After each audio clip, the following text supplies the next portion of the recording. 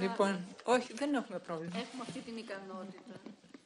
Καλησπέρα σας και από μένα. Για να μην επαναλαμβάνω τα ίδια πράγματα, θα ήθελα να πω ότι συμφωνώ με τον συνάδελφο Συρμαλένιο στα όσα είπε για την ανεξάρτητη αρχή και για το ρόλο που πρέπει να παίξει η Βουλή όσο αφορά τον έλεγχο της ανεξάρτητης αρχής δημοσίων εσόδων. Θα ήθελα όμως να σημειώσω ότι πρέπει να δούμε το θέμα αυτό στη συζήτηση για την αλλαγή του κανονισμού της Βουλής, κατά πόσο μπορεί στο μέλλον κατά πόσο έχει αυτή τη δυνατότητα και πώς μπορεί η Βουλή πιο αποτελεσματικά να δράσει σε αυτό το επίπεδο. Και έρχομαι στα θέματα τα οποία έβαλε και ο κύριος Πιτσιλής. Τα τελευταία 2 χρόνια έχουν γίνει, θεωρώ, σημαντικά βήματα και σε νομοθετικό αλλά και σε πρακτικό επίπεδο όσο αφορά τους ελέγχους και την πάταξη της φοροδιαφυγής και του λαθρεμπορίου. Από τη Βουλή έχει έρθει και έχει ψηφιστεί ένα πλαίσιο νομοθετημάτων που προσφέρει τις προϋποθέσεις, πιστεύω, για πιο αποτελεσματική λειτουργία των υπηρεσιών σε όλα τα επίπεδα ελέγχων. Νομοθεσία για τα καπνικά, εθελοντική αποκάλυψη εισοδημάτων κλπ. Το παραπάνω νομοθετικό πλέγμα αφορά την αναδιοργάνωση των ταμειακών υπηρεσιών, την ενίσχυση του σχετικού θεσμικού πλαισίου.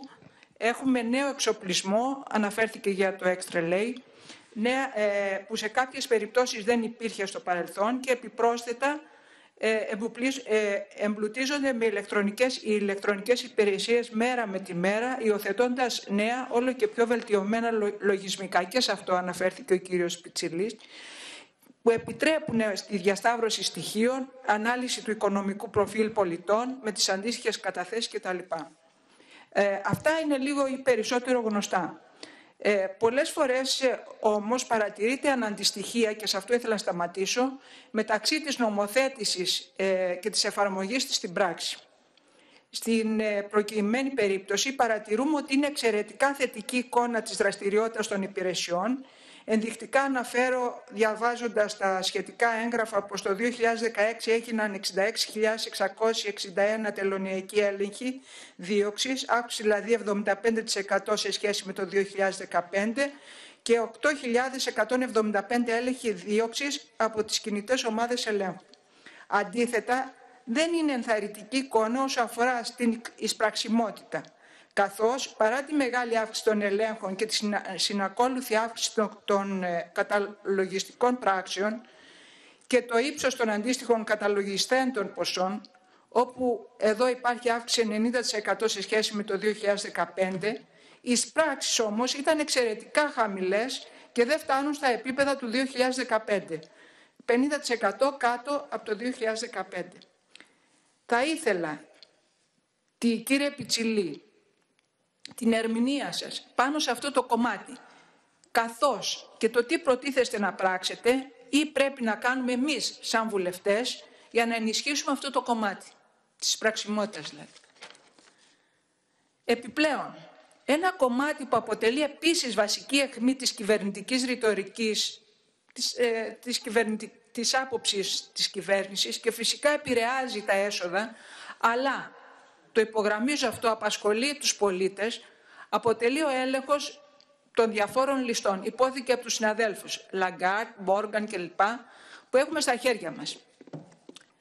Και όταν σκεφτούμε μάλιστα το θέμα που έβαλαν και πολλοί συνάδελφοι, δηλαδή ότι φτάνουμε στο να εισπράττουμε πιο πολύ από τους μικρούς και λιγότερο από τους μεγάλους, αυτό στα μάτια των πολιτών, αλλά και στα δικά μας τα μάτια, είναι ένα θέμα που μας προβληματίζει. Θέλω να πω ότι σε αυτό το κομμάτι 2 χρόνια μετά δεν έχουμε ακριβή εικόνα για το πώς προχωρούν οι έλεγχοι, τι αποτελέσματα έχουν και σε τι βαθμό μπορούμε να περιμένουμε αποτελέσματα τα επόμενα χρόνια που να ανταποκρίνονται στις προσδοκίες που καλλιεργήθηκαν, και θα σημείωνα μάλιστα ότι υπήρχε και μια σχετική κινητικότητα και μια ενημέρωση στον πρώτο χρόνο της δική μας διακυβέρνησης, πράγμα που δεν φαίνεται σήμερα. Επίσης, υπόθηκε από συναδέλφους για το θέμα του ανθρώπινου δυναμικού και νομίζω από έναν συνάδελφο της αντιπολίτευσης, το θέμα της επιλογής των προϊσταμένων. θεωρώ ότι έχει μεγάλη σημασία να υπάρχει διάβγεια σε όλο το στάδιο των προσλήψεων, όπως πρέπει να υπάρχει και διάβγεια και κανόνες στο θέμα της επιστροφής του ΦΠΑ, θέματα που υπόθηκαν εδώ. Και για να μην καταχραστώ περισσότερο το χρόνο μου, θα ήθελα να σταθώ σαν βουλευτής Χανίων σε δύο θέματα που αφορούν τον νομό μου και δράτω με της ευκαιρίας. Το ένα είναι η ανάδειξη προϊσταμένου στη ΔΟΗ Χανίων, που 2,5 χρόνια τώρα δεν έχει μείνει κενή η θέση αυτή, παρότι υπάρχουν πολλοί αξιόλογοι και προσπάθεια και από τους ανθρώπους εκεί να πληρώσουν αλλά οπωσδήποτε είναι ένα θέμα αυτό. Και αναφέρομαι σε μια τουριστική περιοχή. Ξέρω ότι από 25 Πρώτου έχει βγει η προκήρυξη, ωστόσο μέχρι τώρα δεν έχουμε προχωρήσει σε αυτό το ζήτημα. Και δεύτερο, αφορά το χημείο. Το χημείο, γίνεται ειδική αναφορά στην εισήγηση για το ρόλο των χημείων και πολύ σωστά. Και αυτό το είδα στην σελίδα 24. Ωστόσο, θέλω να σημειώσω ότι στα Χανιά, όπου παραδείγματος χάρη γίνεται έλεγχος καυσίμων, λαθρεμπορίας και όλα αυτά πράγματα, που είναι πολύ σημαντικός αυτός ο ρόλος, σήμερα το τμήμα στα Χανιά έχει μόνο έναν χημικό και έναν τεχνολόγο αποσπασμένο. Περιμένουμε και ελπίζουμε να γίνει μετάταξή του, τεχνολόγο τροφίμων. Και περιμένουμε ακόμα να υπάρχει ένας δεύτερος χημικός.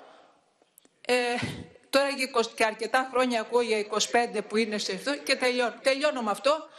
Συγγνώμη, βλέπω 4 λεπτά, 4 και 55. Λοιπόν, ναι. Λοιπόν, όπως θέλουμε τα λέμε, κύριε Πρόεδρε. Τελειώνω με αυτό και ελπίζω τα πράγματα την επόμενη φορά που θα είσαστε εδώ να είναι πιο καθαρά και ακόμα σε καλύτερη κατεύθυνση. Ευχαριστώ. Ευχαριστώ και εγώ.